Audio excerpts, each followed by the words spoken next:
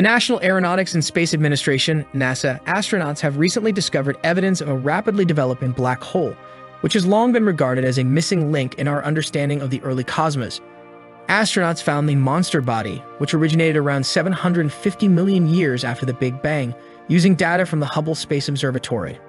The monster, known as GN 7Q, had been lurking covertly in one of the most extensively researched regions of the night sky, the Great Observatory's Origins Deep Survey North Goods North Field, up until this point, according to the U.S. Space Agency. The group was able to gather proof that GN 7Q is a recently generated black hole. A small source of infrared and ultraviolet UV radiation was discovered by Hubble. This could not have been created by galaxy emission, but it is compatible with the radiation that would be predicted from objects falling into a black hole, NASA included. Additionally, according to NASA, until recently, rapidly growing black holes in dusty, early star-forming galaxies had only been predicted by theories and computer calculations. The most recent analysis suggests that GN 7 is the first instance of a rapidly growing black hole in the dusty core of a starburst galaxy at a time close to the earliest supermassive black hole known in the universe, according to Seiji Fujimoto, an astronomer at the Niels Bohr Institute of the University of Copenhagen. Seiji Fujimoto noted in a statement, the object's properties across the electromagnetic spectrum are in great agreement with predictions from theoretical calculations. Current theories, according to NASA, suggest that supermassive black holes begin their lives in the dust-shrouded cores of vigorously star-forming starburst galaxies before ejecting the surrounding gas and dust and emerging as extremely luminous quasars. Quasars are basically extremely bright objects in the universe that are said to be powered by black holes. Although it is incredibly uncommon, both the bright quasars and the dusty starburst galaxies have been found in the early universe, according to the astronauts. The team speculates that the GN 7Q, which perfectly combines the characteristics of the dusty starburst galaxy and the quasar, may be the missing link between the two groups of objects. It is important to note that this most recent finding offers a fresh perspective on how supermassive black holes rapidly expand in the early cosmos.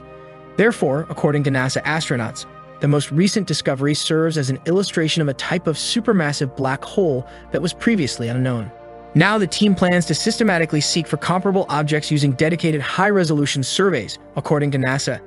Additionally, the team hopes to take advantage of the NASA James Webb Space Telescope's spectroscopic sensors to examine objects like GN 7Q in unprecedented detail.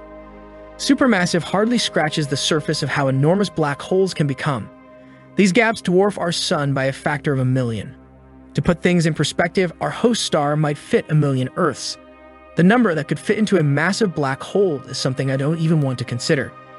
Anyway, because of this, you might be thinking about a question that astronomers have long wondered. How do some black holes get so big? What's the origin of it all? Supermassive black hole formation and growth in the early universe have become a major mystery, according to Brammer. It's possible that GN 7Q can assist with that. According to Brammer, starburst galaxies, or galaxies that produce stars extremely quickly, have dusty cores that are believed to be the origin of supermassive black holes. The abyss then supposedly gains a lot of heat while chowing down on all the starburst dust and gas, and finally emerges from its cocoon with a quasar or brilliant central jet. These black holes are assumed to have begun their inexorable growth in size and transformation into the phenomenon we see somewhere along the road.